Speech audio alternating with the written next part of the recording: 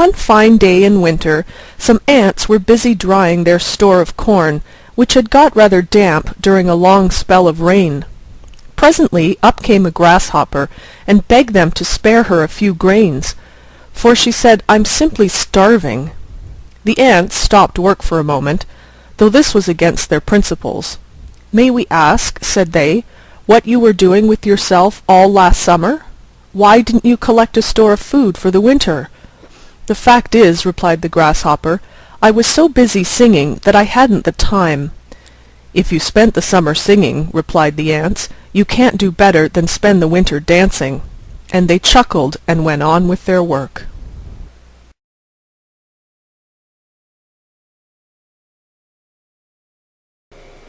A crow was sitting on a branch of a tree with a piece of cheese in her beak, when a fox observed her and set his wits to work to discover some way of getting the cheese.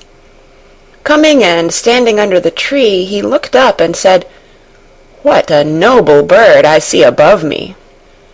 Her beauty is without equal, the hue of her plumage exquisite.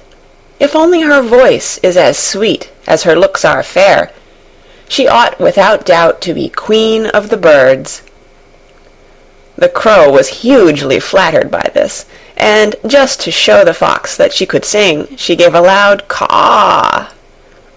Down came the cheese, of course, and the fox, snatching it up, said, "You have a voice, madam, I see. What you want is wits."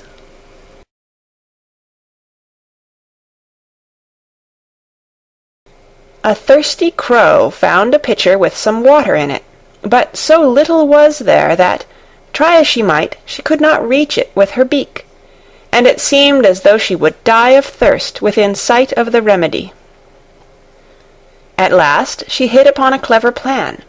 She began dropping pebbles into the pitcher, and with each pebble the water rose a little higher, until at last it reached the brim, and the knowing bird was enabled to quench her thirst.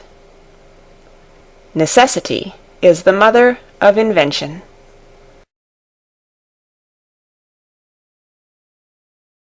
A hungry fox saw some fine bunches of grapes hanging from a vine that was trained along a high trellis, and did his best to reach them by jumping as high as he could into the air.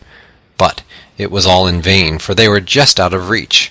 So he gave up trying, and walked away with an air of dignity and unconcern, remarking, "I thought those grapes were ripe, but I see now they are quite sour."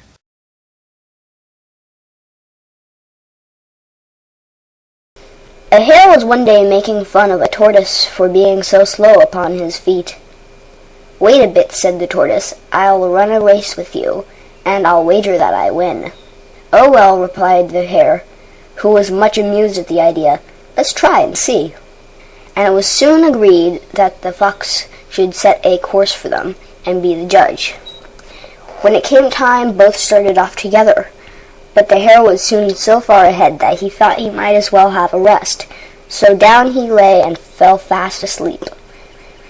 Meanwhile the tortoise kept plodding along, and in time reached the goal. At last the hare woke up with a start, and dashed on at his fastest, only to find that the tortoise had already won the race. Slow and steady wins the race.